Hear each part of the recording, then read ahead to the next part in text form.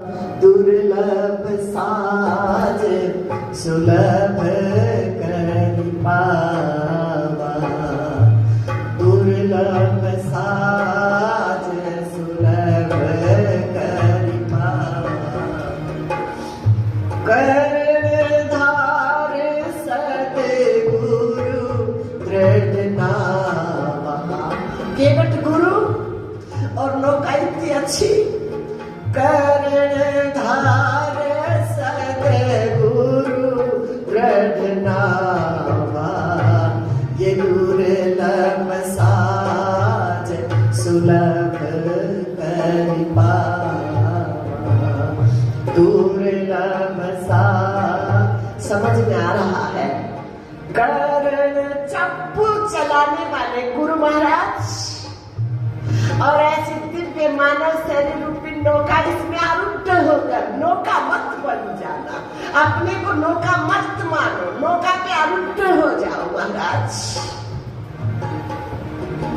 कर्णधार सद्गुरु दृढ़ नावा, ये दुर्लभ साज सुलभ करि पावा, दुर्लभ साज सुलभ करि पावा।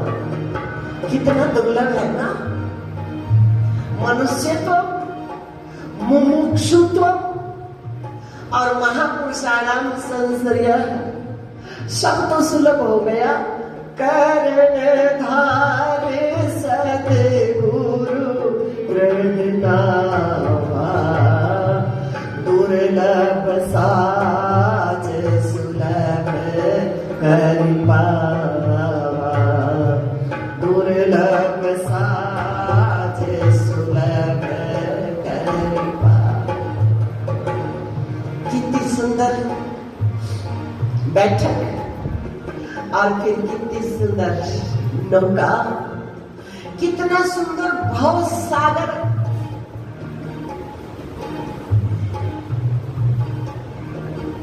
कितना सुंदर है ये सागर विशाल जगत का, और उसमें कितनी सुंदर नौका और कितने अच्छे केवट। बस जिज्ञासा हो, बस चाह हो, लगने ला देगी परले किनारे नैया, लगने ला देगी परले किनारे नैया, परले किनारे नैया, लगने ला देगी परले किनारे नैया, लगने ला देगी परले किनारे नैया। दिशा दे रहे हैं गुरु महाराज 6 प्रश्नों के माध्यम से, यानी 6 प्रकार की जिज्ञासा है। 6 प्रकार से अपनी एक ही भावना को रख रहे हैं। जैसे एक ही आटे से कई प्रकार के व्यंजन बना लेते हो, एक ही मिठाई से कई प्रकार की नाना रूपों में मिठाई बना लेते हो, उसी प्रकार से एक ही भावना को 6 रूपों में व्यक्त कर रहे हैं। कोई तो भावना हमारे भीतर घर कर जाए, और वो भाव हमारे भीतर घर कर जाए तो उसका उत्तर खोजने के लिए मन आतुर हो जाए, मन लालायित हो जाए महाराज। किम से शास्त्र सार कहे के अवतार प्रयोजनम, किम कर्म के अवतार धर्म कम शरणम गता। ये गुरु महाराज सने क्या है? एक मिठाई। गुरुदेव सरे क्या है? दूसरी मिठाई। शास्त्र सार कह, शास्त्रों का सार क्या है? इतने शास्त्र महाराज। हरि अनंत हरि कथा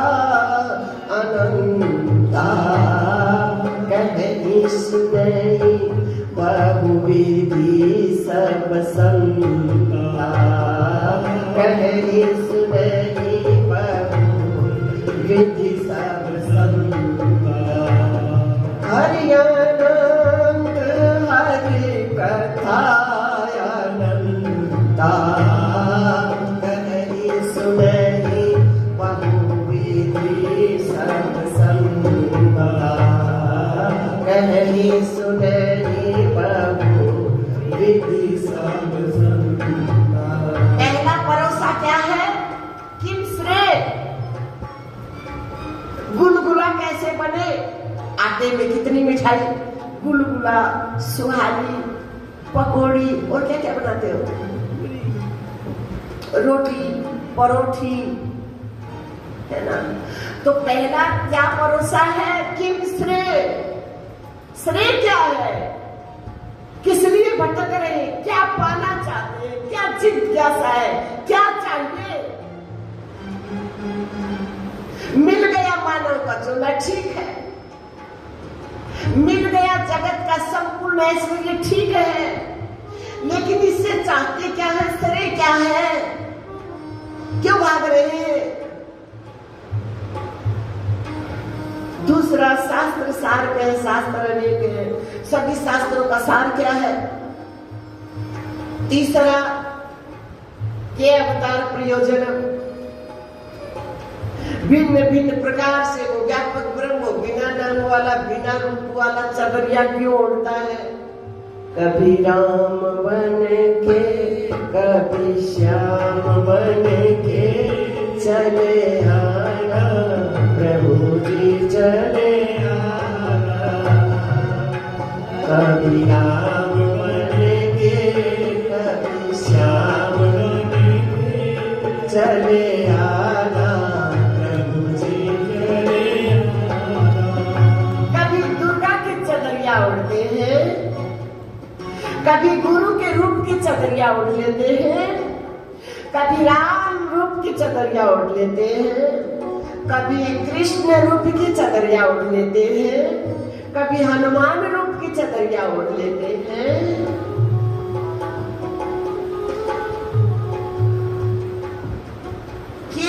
के अवतार प्रयोजन, क्योंकि बिना प्रयोजन, बिना कारण के तो कोई कार्य होता नहीं है।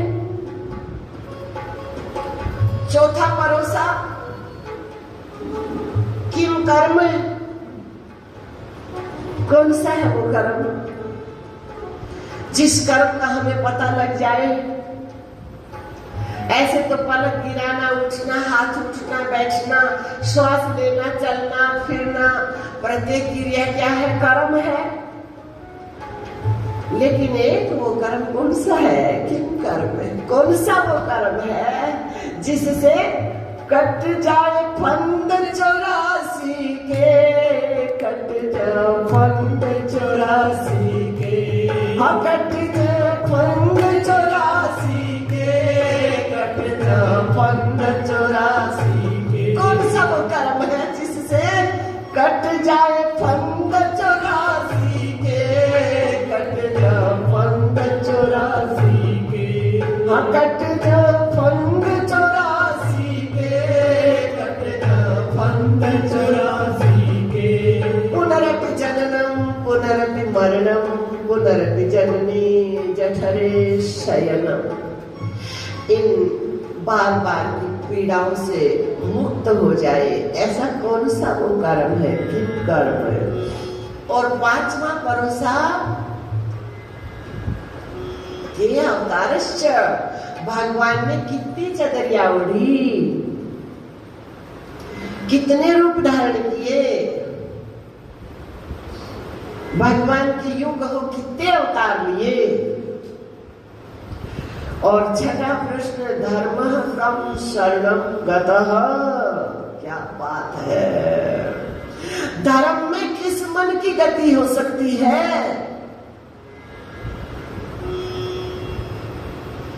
धर्म की शरण में कैसा मन जा सकता है?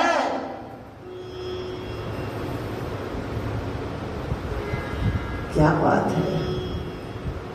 उसी बात को बार बार दोहराया जा रहा है। सत्यम परम धीमहि सच्चिदानंद रूपाय।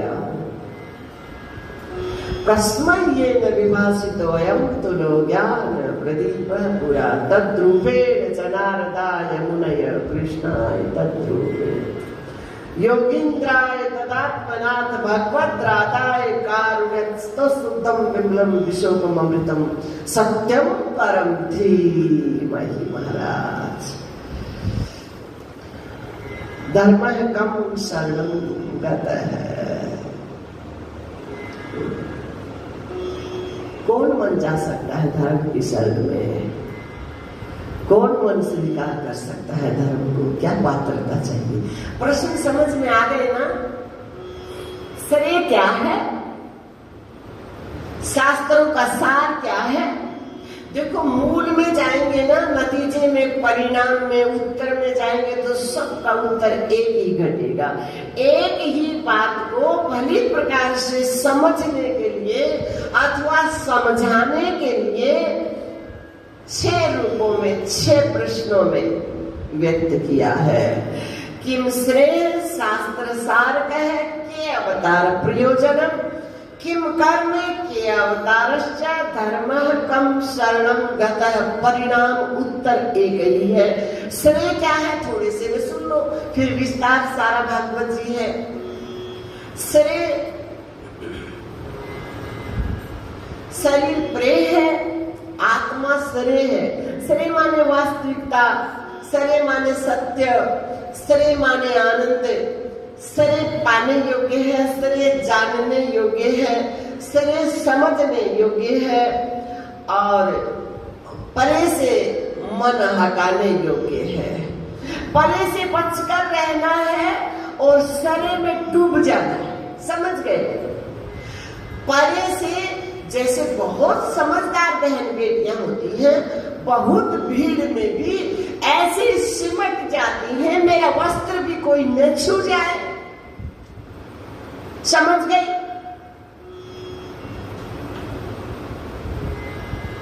उसी प्रकार से परे में रहते रहते हमारा मन इतना सिमटा रहे श्रेय में कि ये प्रेम हमारे मन को किसी अंश में भी हमारा मन इस प्रेम को न छू जाए।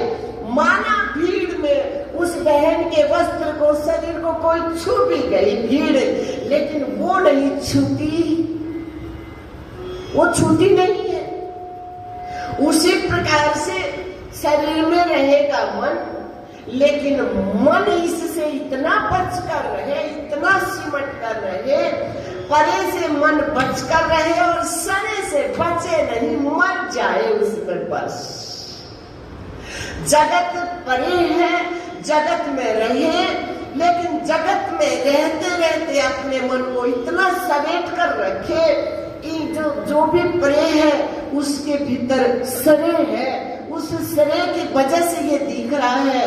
उस सरे को देखे, जैसे हंस को कीचड़ में भी ले जाओ तो कीचड़ नहीं उठाएगा, मोती ही खोजेगा।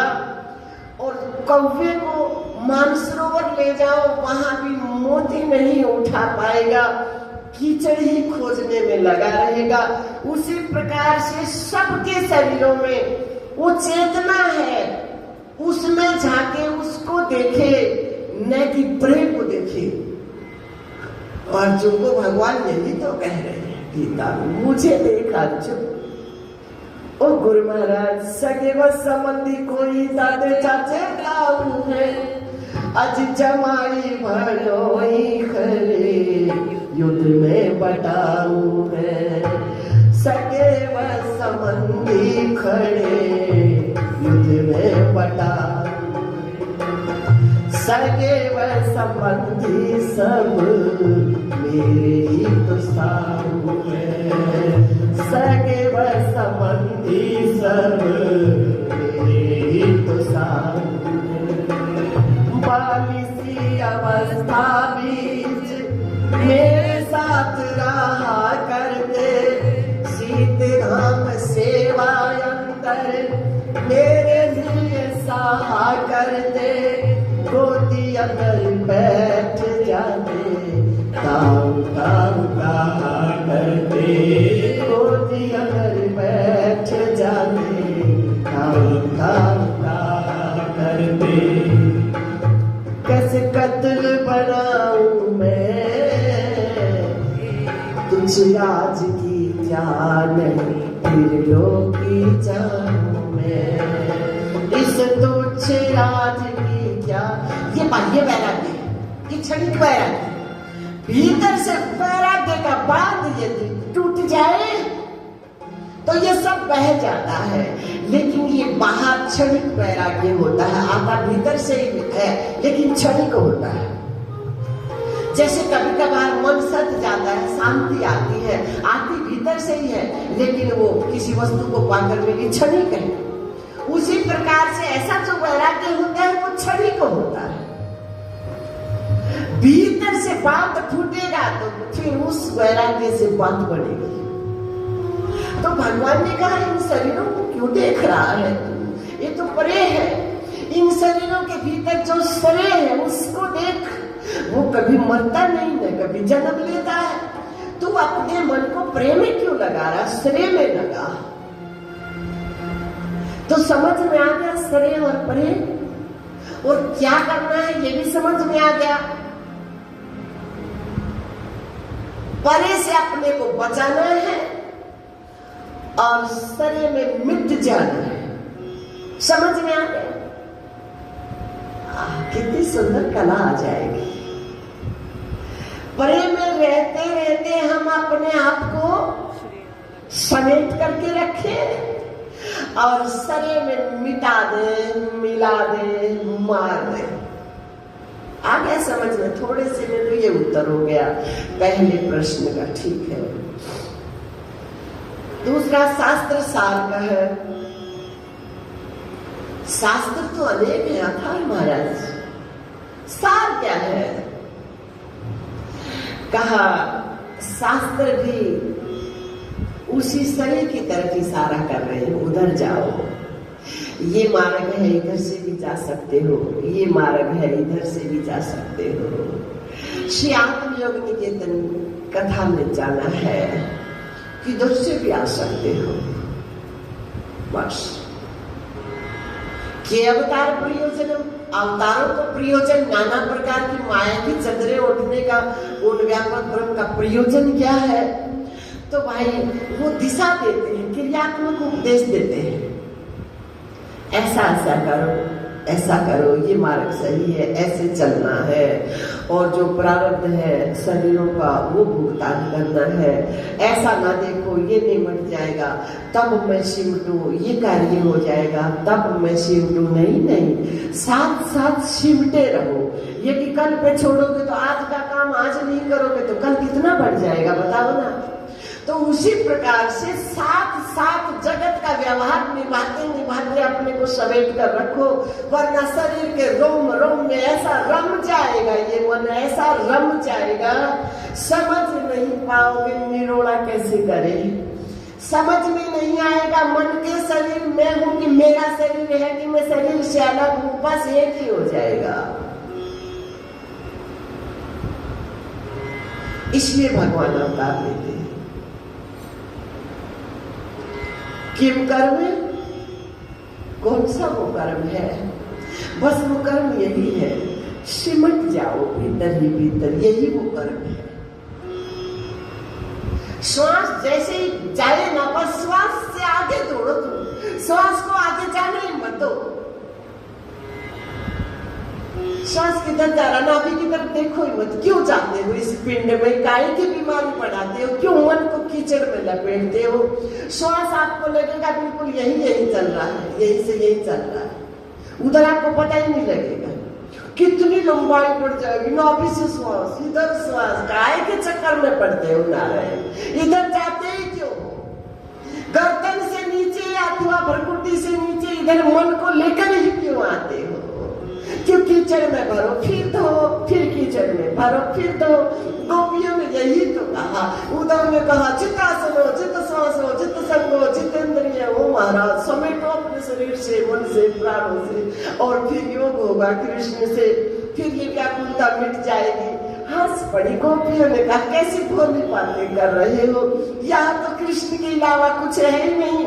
जैसे सांसारिक व्यक्ति का, सांसारिक मन का शरीर में इतना रमण हो जाता है, शरीर को ही मेहमान बैठता है, उसी प्रकार से हमारे मन का तो कृष्ण में इतना प्रवेश हो गया, कृष्ण में इतना रम गया, यहाँ तो कृष्ण के अलावा कुछ है ही नहीं। पहले हम मन को कृष्ण से अलग करें, फिर इस शरीर में रमाए, और फिर महाराज जितासनो जित श्वासो जित संगो जितेंद्रिय, कौन इतनी बीमारी खरीदे। तो अपने मन को बस अधर्म में रखा करो, अधर्म में। सबसे सरल, इससे सरल कुछ ही नहीं। यही है वो कर्म, बात बन जाएगी। पांचवा प्रश्न, भगवान ने कितने अवतार धारण किए? 24 अवतार मुख्य है, बाकी संपूर्ण सृष्टि उनका अवतार ही तो है। फिर धर्म कम शरणम कहता है, कौन मन धर्म की शरणागति का अधिकारी है? कौन मन धर्म, धर्म माने आत्मा, चेतना। कौन मन अधिकारी है? सिमटा हुआ मन बस उसी में रहेगा।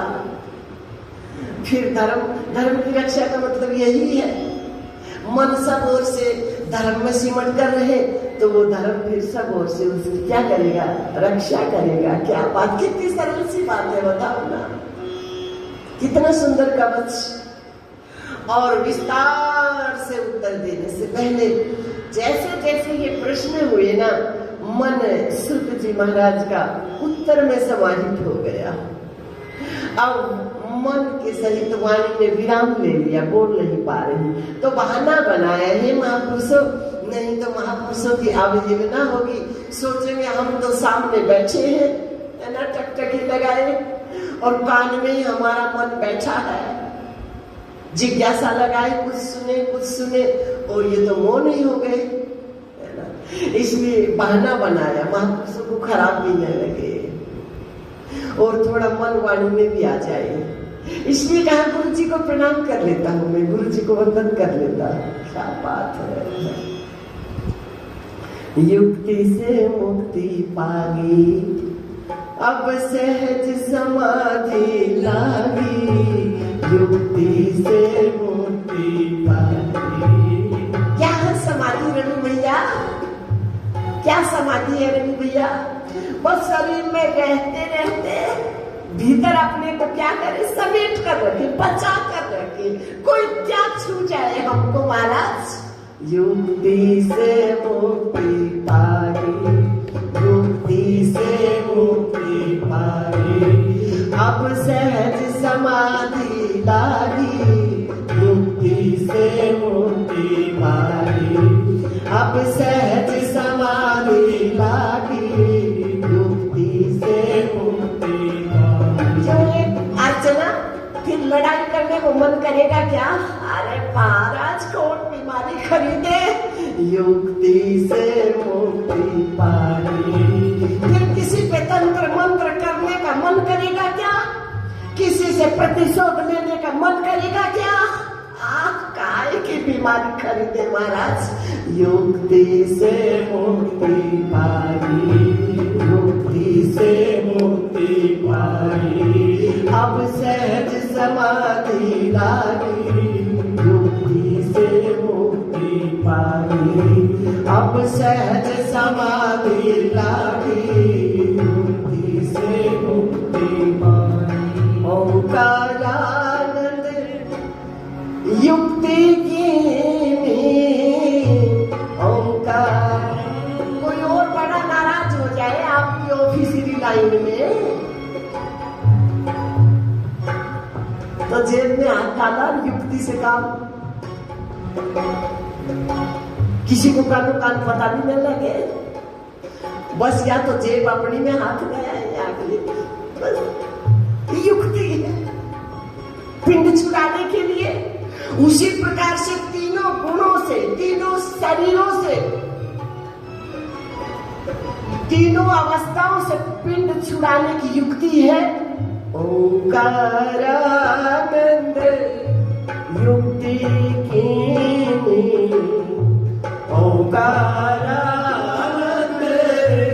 युक्ति की। माया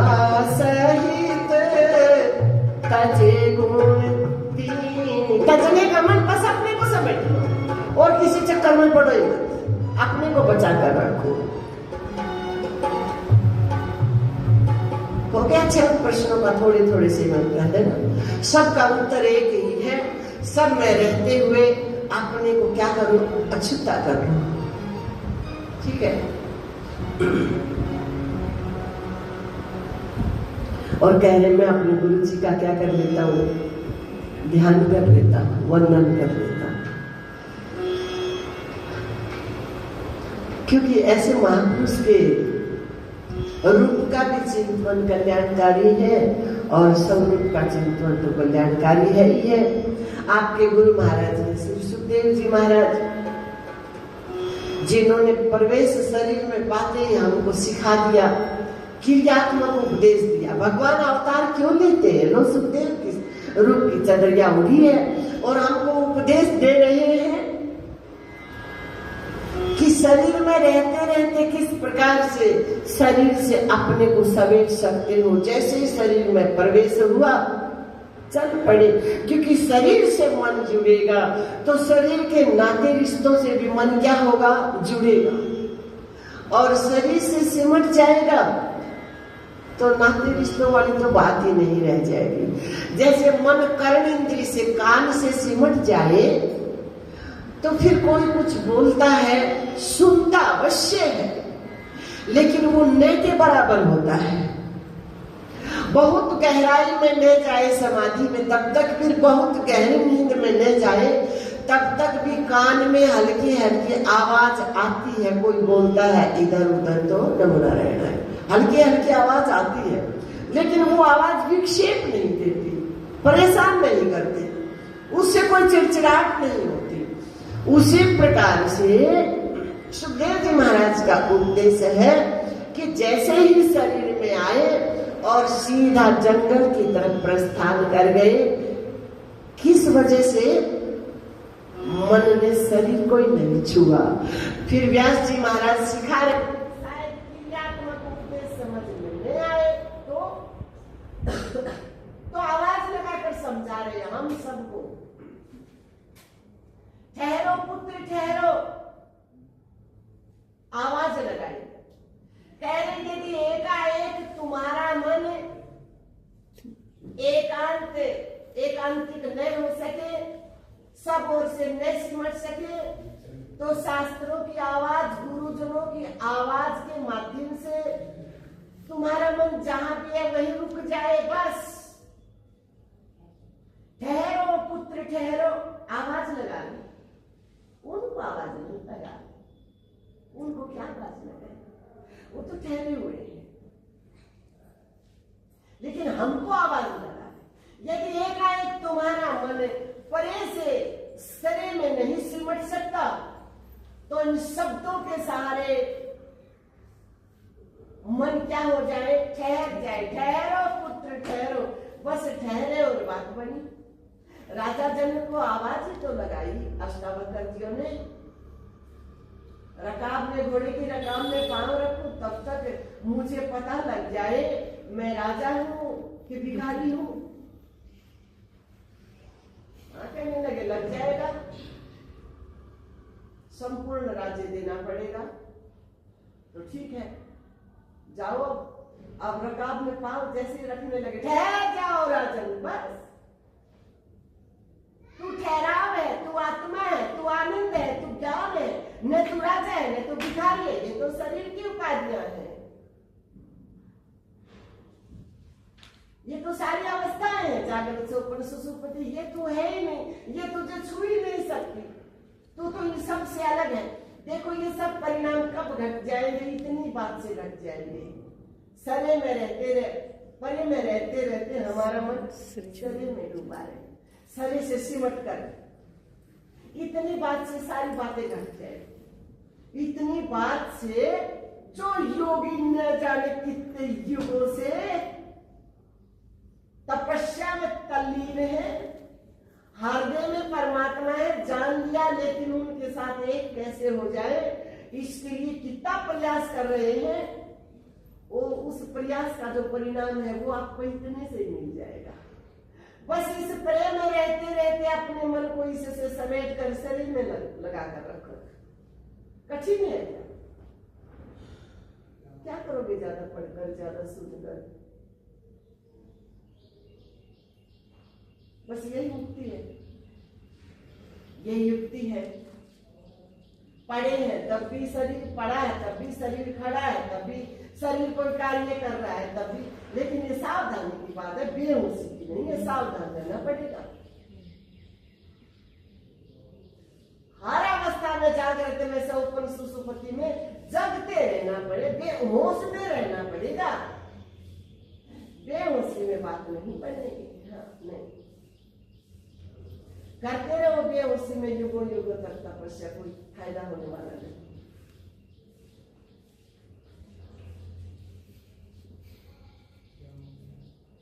आवाज लगाई, ठहर जाओ, ठहरो पुत्र, लेकिन वो तो ठहरे, हमको आवाज लगाई। यदि तुम ऐसा नहीं कर सकते हो तो उस शब्दों के सारे अपने मन को, जहां वही मन को ठहरा तो कोई और चिंतन में दौड़ाओ मत, कोई और लहर मत उठने दो मन में। दौड़ने का मतलब मन में और लहर मत उठने दो, ठहर जाओ बस। वो ठहरे हुए मन का परिचय क्या है ये बता रहे हैं। आगे देवान रहे हैं, सुखदेव जी महाराज निकल गए, व्यास जी से वार्तालाप करते हुए बता रहे हैं कि जो मन ठहर गया उसका लक्षण क्या है। पूछा महाराज, अभी मेरा सुखदेव निकल गया। बाबा, आपके सुखदेव का मन अपने शरीर से सिमटा हुआ है, अपनी चदरिया का ही महाराज, कोई उनको हिसाब किताब नहीं है। हमको दिख रहा है वो चदरिया में है, लेकिन वो चदरिया से अलग है, भीतर भीतर सिमटे हुए हैं। तो बाह्य जगत से उनको क्या लेना देना महाराज, इसलिए उनसे क्या संकोच महाराज। परिचय, तुम एक रोटी की कमी टेढ़ी मेढ़ी हो जाए तो फूट के पड़ने को जाओ, कोई चीज नहीं मिली तो परेशान हो जाओ। सिमटे हुए मन का लक्षण बता रहे हैं। और फिर वापिस आ गए लौटकर सुखदेव जी व्यास जी महाराज, ये दिखाने के लिए कि देखो ऐसा सिमटा हुआ मन अब वापिस आएगा तो उनका प्रत्येक शब्द जिज्ञासु के कल्याणकारी सिद्ध होगा। और यदि बिना सिमटे हुए मन, गुरु जी ने कह दिया इधर उधर की बात सीख कर फंस गए मान बढ़ाई में, विद्वानों की देखा देखी ज्ञान की तेज उठाई में, और मुक्ति में जाना चाहते थे पड़े अब जा खाई में, निकस निकस के फिर गिर जाते मन की मूर्ख ताई में। वो ये दिखा रहे व्यास जी महाराज कि ऐसा सिमटा हुआ मन, ऐसा श्रेय में डूबा हुआ मन जब बाहर आकर कुछ बोलेगा तो प्रत्येक शब्द समाज के कल्याणकारी सिद्ध होंगे महाराज। अब मैं उनके मन को, भुने हुए मन को बाहर लेकर आता हूं। फिर शास्त्रों का विस्तार किया है, फिर कहा जितने भी शास्त्र है अब उनका मन शास्त्र जाल में उलझेगा नहीं महाराज, क्योंकि समझ में आ गया जो चेतना मेरे भीतर है, जो श्रेय मेरे भीतर है, वही उसी का फैलाव सारे जगत में है, उसी की चर्चा संपूर्ण शास्त्रों में है। क्या फिर कोई बात यहाँ कटेगी, क्या किसी बात का समर्थन होगा? समझने का फेर है, प्रत्येक शब्द का अर्थ हमारा अपना ही स्वरूप है। कोई भी शास्त्र उठाकर देखो, सब शास्त्रों में हमारे ही स्वरूप की चर्चा है। देवी भागवत में आ जाओ, ओ महाराज मैं ही हूँ सब कुछ। गीता जी में आ जाओ, अर्जुन मैं ही हूँ सब कुछ। भागवत जी में आ जाओ, सब कुछ मैं ही हूँ। वेद में आ जाओ, सब कुछ मैं ही हूँ। संपूर्ण ग्रंथों में 18 पुराण है, सब पुराणों में यही पक्का किया गया, मैं ही हूँ सब में, सब मुझ में है। और फिर अपने शिष्यों को नारद जी की प्रेरणा से बुलाया, 2-4 श्लोक कंठस्थ कराए और कहा जाओ, क्योंकि अब सब ओर से सिमटा हुआ जो मन है उसको ये जो शब्द बोलोगे उन सब शब्दों का अर्थ समझ में आ जाएगा। वो ये नहीं मानेंगे कि साकार अलग है और निराकार अलग है। कब समझ में आती है ये बात कि सगुण ही अगुण ही नहीं कछु भेदा, सगुण अगुण नहीं कछु भेदा, गावे ही मुनि पुराण। किन्होंने गाए पुराण? व्यास जी महाराज ने, जो अपने मन को सिरे में समेट चुके हैं, जो जान चुके हैं। व्यास जी महाराज विस्तार जान चुके हैं। जो चेतना मेरे भीतर है वही सारा बाहर जगत में उसी का विस्तार है, उसी का विस्तार संपूर्ण ग्रंथों में है महाराज।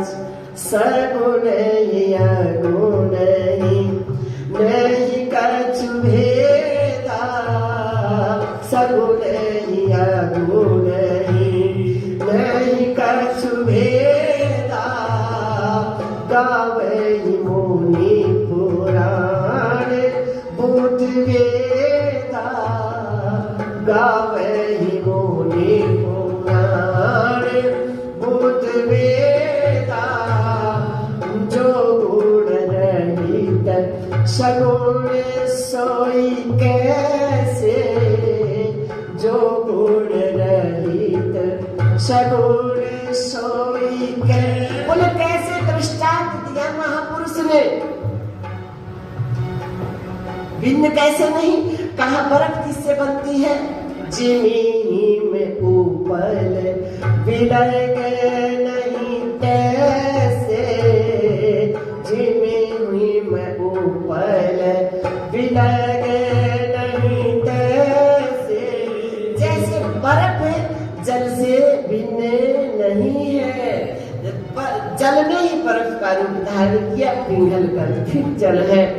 उसी प्रकार से संपूर्ण जगत अथवा यूं कहो भगवान का साकार स्वरूप और निराकार स्वरूप उसी प्रकार से है, एक ही है, दो नहीं है महाराज। तो महापुरुषों ने जाकर श्लोक गाया, अहो वकीयम स्तन कालकूट जिघांसयपाये तप्य साध्वी, बरहा पीडम नट बरवपुः कर्णयो कर्णिकारं बिभ्रदपासः कनककपि संवैजयन्तीं च मालां रन्ध्रान् वेणुरधर सुधया पूरयन् गोपवृन्दैः वृन्दारण्यं स्वपदरमणं प्राविशद गीतकीर्ति। हे महापुरुष, जिन ब्रह्मानंद में आप अकेलों का मन डूबा है, उसी ब्रह्मानंद में डूबा हुआ मन बाहर आकर इस गीत को गाएगा तो इस गीत के सहारे, इन शब्दों के सहारे न जाने कितने मनों में सुप्त वो मनोवृत्ति, वो कुंडलिनी शक्ति, वो श्रोता जग जाएगी और वो परमात्मा से उस मन का क्या कर देगी? मिलन करा देगी। करुणा करो महाराज, बरसो महाराज। लेकिन एक बार आंखें टिमटिमाई और फिर महाराज डूब गए। कहाँ महाराज? स्वेच्छा का विषय ये है, किसी की इच्छा ही नहीं होगी तो मैं बोलता रहूंगा, प्रयास भी क्या, प्रयास काम भी क्या आएगा?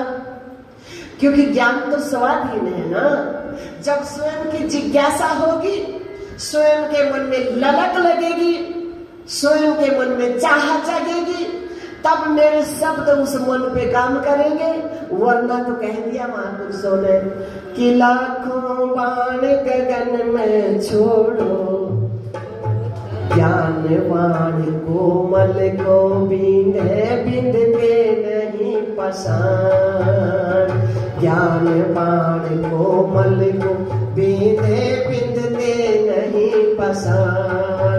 आज लाखों बाण गगन में छोड़ो, होता नहीं रे निशान, रमज गुरुदेव की कोई समझेंगे चतुर सुजान, रमज गुरुदेव की कोई समझेंगे चतुर सुजान, रमज गुरुदेव।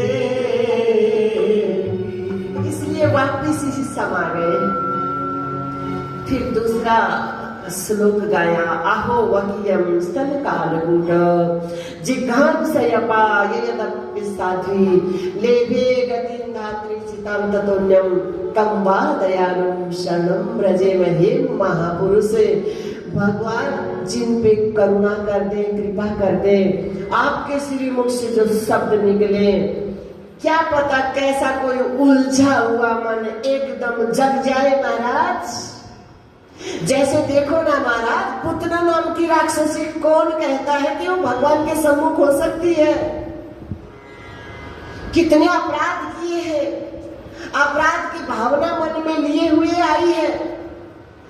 कौन सा वो भगवान की भक्ति को लिए थोड़ी ही आई है, द्वेष से आई है, मृत्यु की कामना लेकर आई है, विनाश की कामना लेकर आई है। लेकिन यहाँ देखो भगवान ने क्या दिखा दिया कि जो कोई भक्ति करे कपट सेवा को भी अपनाओ, जो कोई भक्ति करे कपट सेवा को भी अपनाओ। आज साम दाम तट भेद दिखाकर, साम दाम तट भेद दिखाकर सीधे रास्ते लाओ, नकल से तो असल बनी। आज साम दाम तट भेद दिखाकर सीधे रास्ते लाओ, नकल से तो असल बनी। ओ मैं तो भगतों का दास, भगत मेरी मुकुट बनी। भले काल में भी है, माला तो मेरे नाम की उठा रखी है। तुलसी बाबा स्नान कर रहे थे गंगा में, और एक चोर चोरी कर भाग रहा था। पुलिस पीछे पड़ी थी, बस पकड़ने ही वाले थे। देखा तुलसी बाबा का चोला है, उठाया और चोला पहनकर बैठ गया। पुलिस वाले आए, प्रणाम किया, महाराज जी चोर देखा था। बोले मर गया चोर तो। ऐसा जगह कि इस नकली वेशभूषा ने मुझे फांसी के फंदे से, इनकी मार पिटाई से बचा लिया, और यदि असली बन जाऊंगा तो यम के फंदे से भी छूट जाऊंगा। नकल से तो असल बनी, मैं तो हूँ भगतों का दास, भगत मेरी मुकुट। तो ये सुखदेव जी महाराज, टकरा जाएगा भरे जगत में कोई न कोई जिज्ञासु, आपके सत्यों को स्वीकार करने वाला मन अवश्य टकरा जाएगा। महाराज उठो उठो, उठ गए महाराज, ठीक है फिर चलो। आ गए व्यास जी महाराज के श्री चरणों में दंडवत प्रणाम किया, उठा हृदय से लगाया, और फिर सिमट कर बैठे हैं। कहाँ सिमट कर बैठे हैं? परे से मन को कहाँ समेट लिया? सरे में। क्योंकि गुरु जी की दृष्टि तो बड़ी तीखी तेज होती है महाराज, देख लेंगे कहाँ बैठा है। ये आसन मन पे आरूढ़ है कि मन इस आसन पे आरूढ़ है? तो मन शरीर पे आरूढ़ है, मन है प्रेम, लेकिन शरीर में सिमट कर बैठ गया। और शरीर में जो मन, कई बार देखो दो शरीरों में रहने वाले मन इतने जुड़ जाते हैं आपस में, तो एक मन में जो भाव आता है दूसरे मन में वो भाव स्वाभाविक आ जाता है, बिना ही बोले आ जाता है। उसी प्रकार से सिमटा हुआ मन यदि गुरु के सम्मुख होगा तो गुरु के मन में जो भी कुछ भरा है और सब शिष्य में सिमट जाएगा। कोई संशय नहीं, कोई संशय नहीं महाराज। शरीर से सरे से सिमटा, परे से सिमटा हुआ मन, सरे से जुड़ा हुआ मन यदि ज्ञानवान गुरु के समक्ष आ जाएगा तो न गुरु को कुछ बोलना पड़ेगा, न शिष्य को कुछ बोलना पड़ेगा महाराज। जटिल बात बन जाएगी, ये दिखा रहे। अर्जुन का मन सिमट गया, कहाँ वहां गीता के श्लोक उच्चारण करने का समय था महाराज। मन सिमट गया और भगवान के भीतर जो था वो सब भर दिया। सब भर दिया क्या, भर गया। दर्पण के सामने जाओगे तो चेहरा देखने का प्रयास करना पड़ेगा कि अपने आप दिखेगा ना।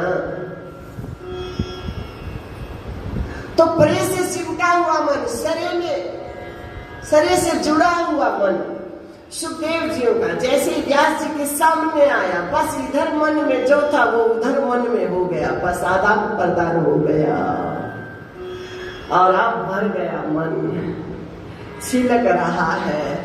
कौन सिमटा हुआ मन मिले?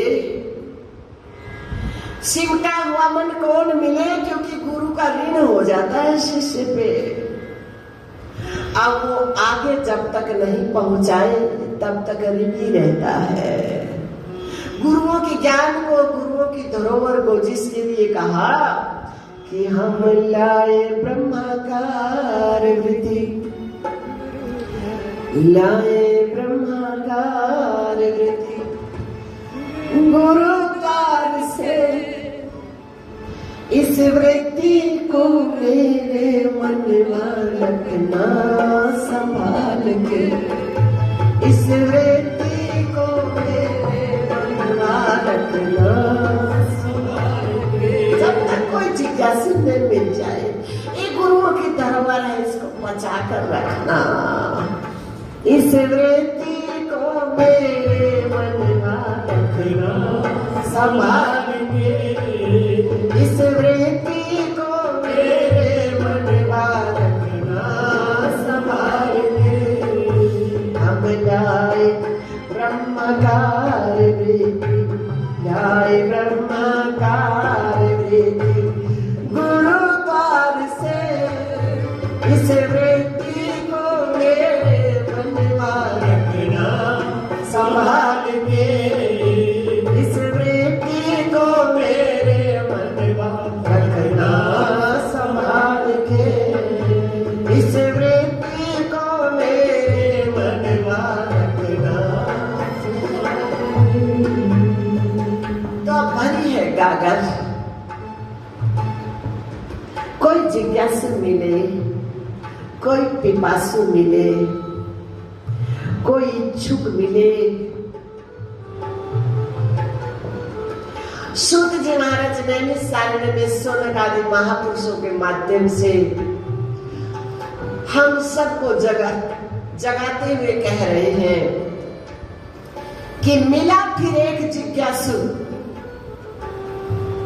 एक जिज्ञासु मिला फिर, जिस जिज्ञासु मन की कुटिया का नाम है श्री परीक्षित जी महाराज।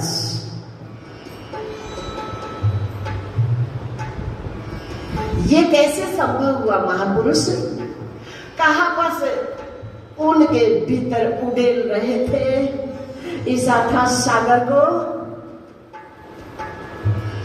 दाएं बाएं से छिलक कर बूंदे हमारे मन पे भी पड़ी, हमारे मन ने भी स्वीकार किया। जो कुछ छींटे छिड़काने का प्रयास कर रहे हैं, संपूर्ण भागवत कहाँ आई, कहाँ आ सकती है संपूर्ण भागवत नारायण? नहीं नहीं महाराज, आदि है नयंत जिसका, आदि है नयंत जिसका, आकाश चौपिस्ता।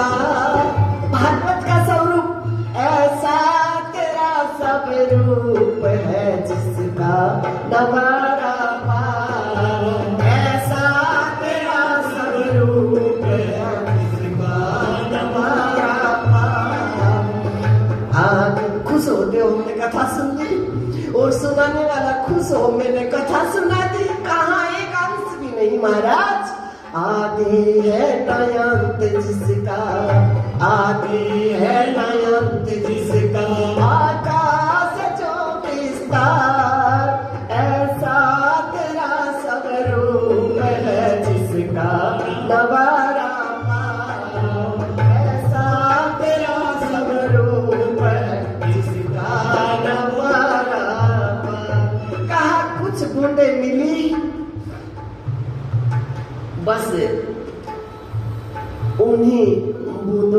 दोहरा रहे हैं। बोले महाराज ये संभव कैसे हुआ, ये तो बात जचने वाली नहीं है।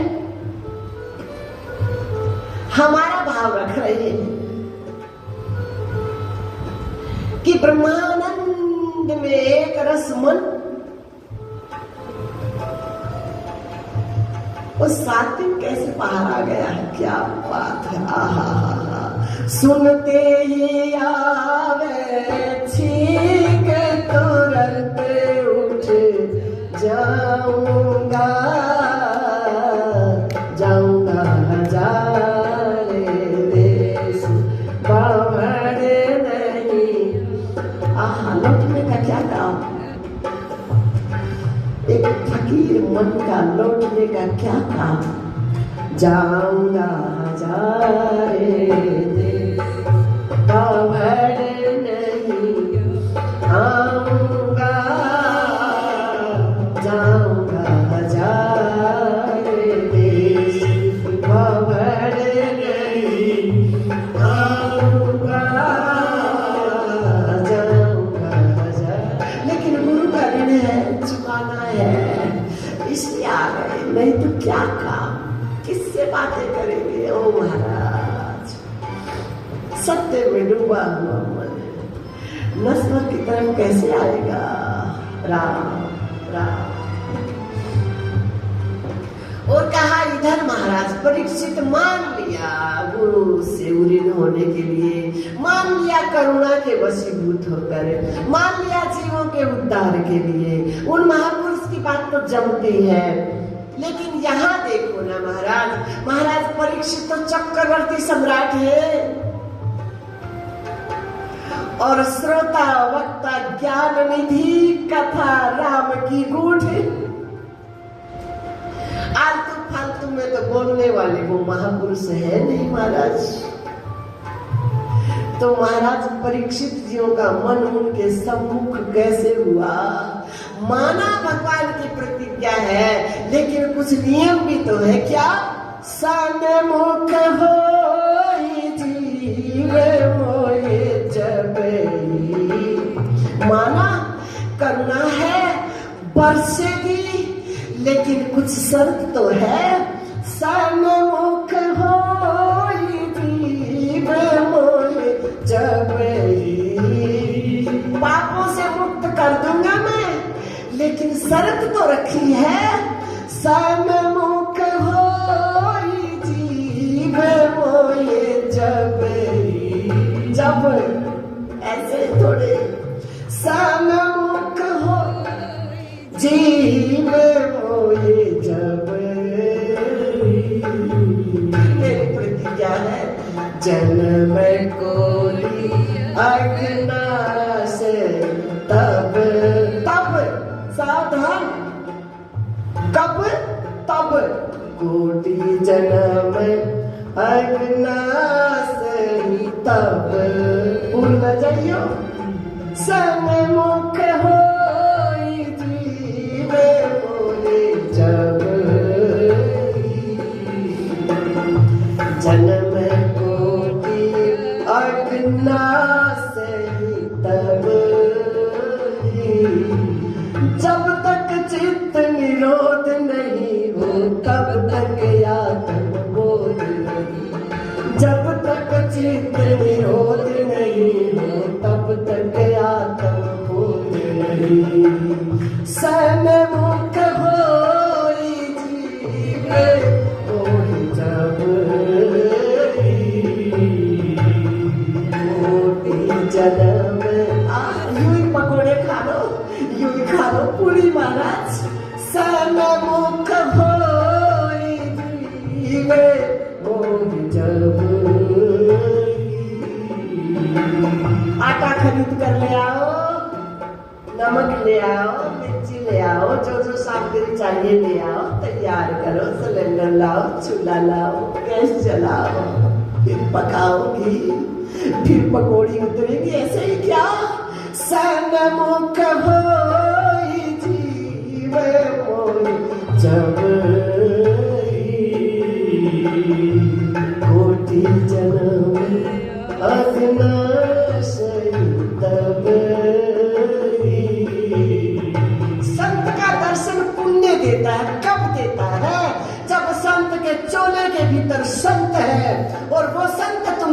भीतर है, उन दोनों का आमना सामना होगा तो संत के दर्शन का लाभ होगा महाराज। सन्मुख होई जीव मोय जब जन्म कोटि अघनास तब कोटि जन्म अघनास तब जब तक चित्त निरोध नहीं हो तब तक आत्म बोध नहीं। ये जब तक चित्त निरोध नहीं तब तक आत्म बोध नहीं। ये जब तक चित्त निरोध नहीं सरे परे से मन सिमट कर सरे में, जब तक चित्त निरोध नहीं तब तक आत्म बोध नहीं। ये जब तक चित्त निरोध नहीं तब तक आत्म बोध।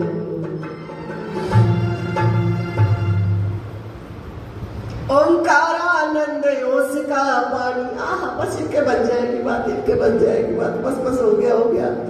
ओंकारानंद ओस का पानी ये भरे तलाई होद नहीं। ओंकारानंद थोड़ी देर सत्संग सुना, बस थोड़ा सा ठहराव आया, बस कम दो कण आनंद की बूंद मिली, बस बन जाएगी बात। बाहर जाओगी फिर समाज की हवा लगेगी, सूख जाएगी। ओस का कण कितनी देर तक रुकता है बताओ ना? ओस की बूंदे कितनी देर तक रहती है? जब तक सूर्य न आए, हवा न चले, आते ही पता लगता है क्या कहाँ गई। ओंकारानंद ओस का पानी भरे तलाई होत नहीं। ओंकारानंद ओस का पानी भरे तलाई होत नहीं।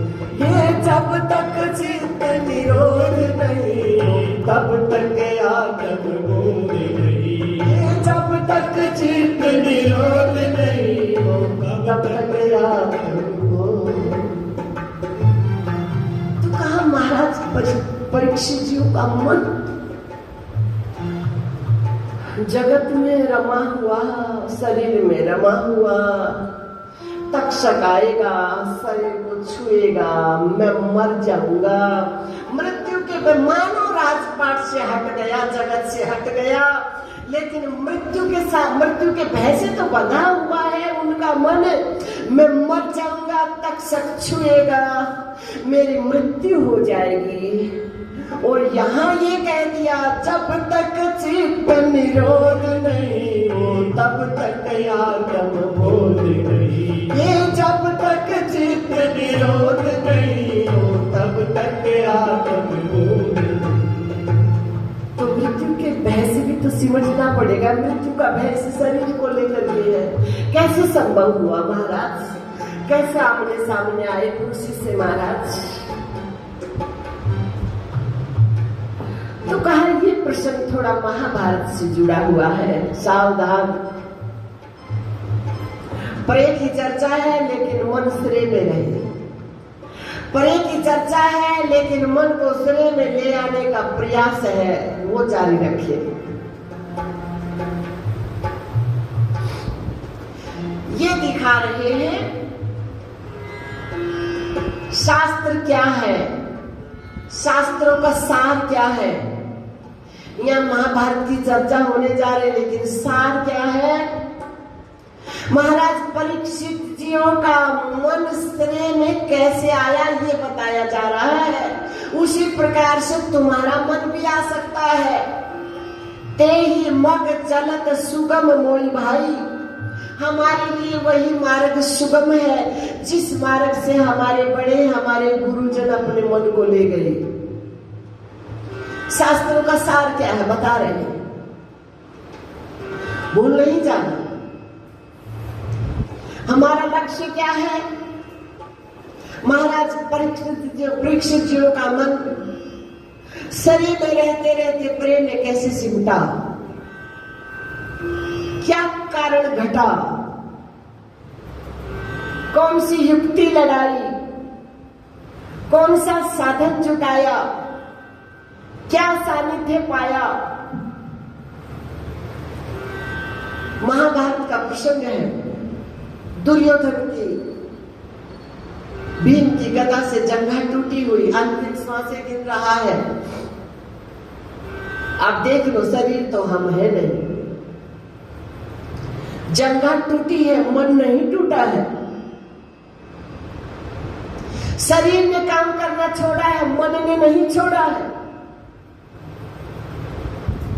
जंघा टूटी हुई है, लेकिन अभी कामना की पूर्ति करना चाहता है। अश्वत्थामा जी आ गए, मित्र तुम्हारी अंतिम इच्छा जो होगी मैं पूरी करूंगा, बाजी लगा दूंगा।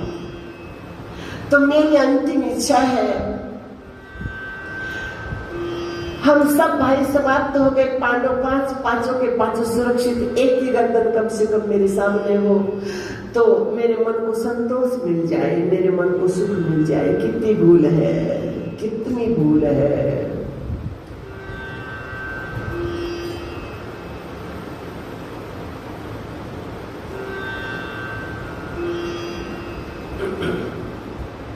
यही माया है। माया ठगनी सब जग लूटा, अजी पंडित पीर पड़ा गए टूटा।